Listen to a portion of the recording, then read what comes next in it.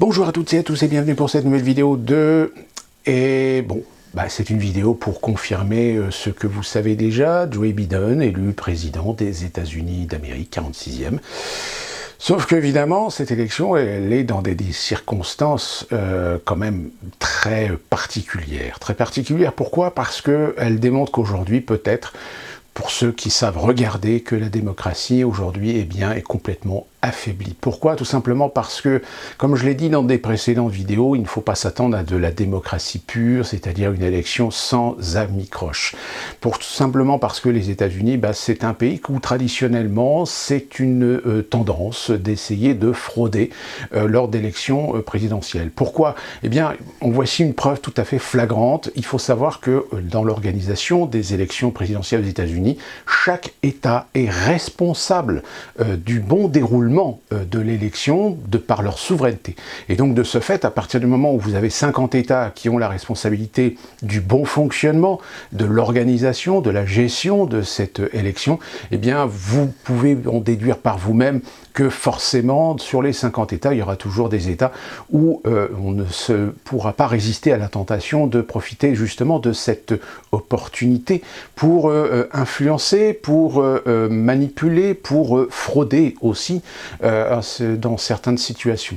Des fraudes, oui, il y en a eu. Il y en a eu de façon évidente, même si certains dans les médias tentent à vous démontrer que non, c'est pas vrai, que ce sont les QAnon, que c'est Trump qui raconte des histoires, que c'est la preuve que c'est une façon de jouer la carte de la mauvaise foi, du mauvais perdant. Non, il y a bien eu des fraudes, puisque de toute façon, il y a déjà dans ce fameux procédé des votes par correspondance une porte ouverte à la fraude. Il se trouve que déjà un certain nombre de enquêtes ont été saisies par le FBI. Donc si le FBI a décidé d'enquêter, c'est que c'est pas pour rien. Généralement, le FBI ne va pas se déplacer ou ne va pas enquêter que juste sur des affirmations qui ne sont pas étayées par au moins un certain nombre d'éléments tangibles. On a eu, par exemple, on a des vidéos qui se multiplient actuellement sur Internet, qui démontrent des gens qui trouvent des enveloppes dans des poubelles. Alors, encore une fois de plus, il faut faire attention parce que vous savez qu'il suffit tout simplement de réussir à récupérer ou de faire des photocopies et de simuler des enveloppes, de mettre ça dans une poubelle et après de filmer pour faire une mise en scène. Donc attention, je vous invite surtout à garder ça à l'esprit, que vous avez aussi peut-être le potentiel de certaines mises en scène, mais de façon beaucoup plus massive. Là par contre, là où c'est tout à fait flagrant, c'est quand vous avez des observateurs, mais des observateurs plus spécifiquement républicains, qui ont été empêchés de pouvoir avoir accès à la zone de comptage pour pouvoir effectuer tout simplement leur rôle d'observateur. On a également des États où on a suspendu parce qu'il y avait des retards sur certains ballots, sur certaines enveloppes. Il y a même des casiers ou des chariots d'enveloppes qui avaient été retrouvés perdus dans un coin d'une poste à Miami. Enfin, je vous mettrai des liens sur un certain nombre d'affaires.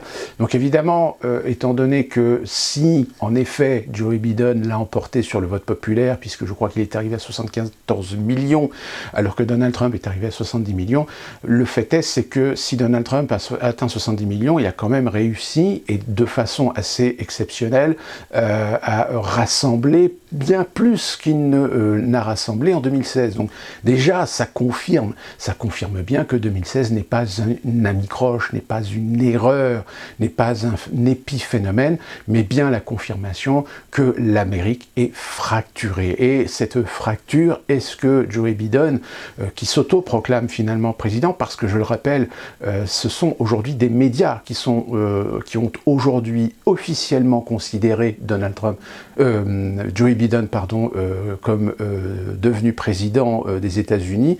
Actuellement, les décomptes, les comptages ne sont pas terminés, mais parce que certains médias, les réseaux sociaux ont décidé que c'était comme ça. D'ailleurs, j'avais prédit que sur la Pennsylvanie, vu le nombre très peu de nombre de voix qui avait d'écart entre Trump et Biden, j'avais dit que que dès que Biden passerait devant Donald Trump sur la Pennsylvanie, paf, il clôturerait les décomptes pour déclarer la victoire de Biden sur la Pennsylvanie. Alors qu'actuellement sur la Pennsylvanie, il est clair qu'il y a encore des votes à compter. En Caroline du Nord, actuellement, il y a encore des dépouillements qui sont en cours. Donc, comment est-ce qu'on peut déclarer un président quand tous les États n'ont pas clôturé leur décompte? Eh bien tout simplement parce qu'on a décidé ainsi, parce qu'on a décidé que c'était Biden qui gagnerait et qu'on a décidé que c'est la seule façon de se garantir que Donald Trump dégage. Alors évidemment, chacun de par ses sensibilités, sont d'accord, pas d'accord, sont contents, pas contents.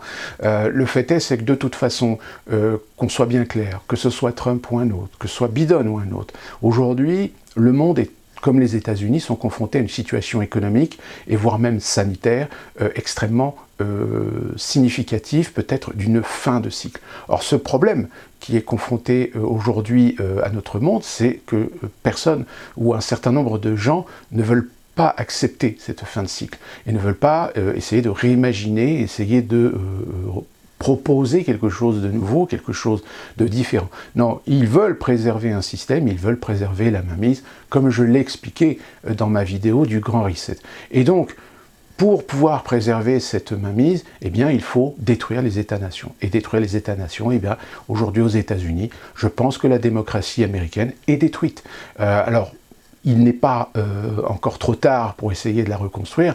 Malheureusement, je ne pense pas que Biden soit le bon candidat, et je pense que d'ailleurs les 2/3 des progressistes aux États-Unis seront d'accord avec moi que Biden n'est pas un choix, mais une alternative du fait que la priorité c'était tout simplement de dégager Donald Trump.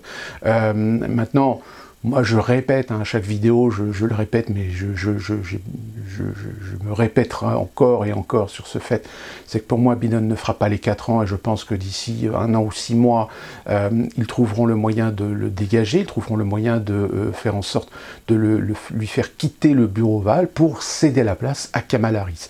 Kamala Harris, alors attention, ce n'est pas la femme parfaite, ce n'est pas la politicienne parfaite, elle a ses casseroles, elle manque encore un petit peu d'assurance, elle manque encore un petit peu de charisme, mais ne vous inquiétez pas, elle sera briefée, elle sera rodée parce qu'elle a un soutien de taille qui est quand même Obama.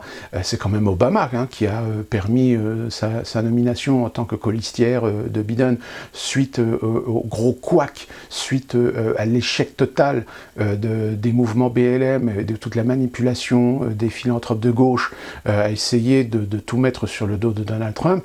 La preuve en est, c'est que ça a complètement échoué parce que Donald Trump, qui avait fait 65 millions de voix en 2016, on a fait 70 millions cette fois-ci. Donc la preuve en est, c'est que Donald Trump a bien mobilisé son électorat, il a même gagné des voix. Mais face évidemment aujourd'hui au nombre de voix et au nombre de délégués qui ont été remportés par Biden, et encore je le précise, dans des conditions qui ne sont pas étonnante, on va dire, au vu de la culture américaine.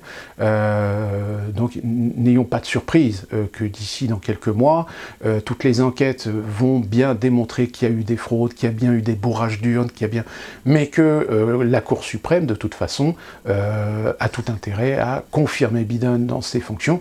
Et en fait, on se retrouvera exactement comme dans cette configuration en 2000. Alors ce qui est quand même formidable, c'est qu'en 2000, vous avez quand même des gens qui trouvent le moyen de dire que 2000 était aussi de la fake news.